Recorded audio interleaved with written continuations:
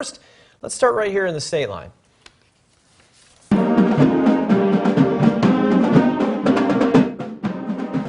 VFW Post 1461 held a ceremony this morning. It was a packed house at the Belvidere VFW Hall. Attendees honored those who've come home as well as those who never made it back. Originally, organizers planned on holding a parade, but of course the weather forced them to improvise. Still, they say veterans served no matter what, so the celebration was happening no matter what. These freedoms that people have today were all paid for by our servicemen and women. It has been that way since the formation of our country in 1776, and it continues on today. It's the price we have paid to live in the greatest country in the world.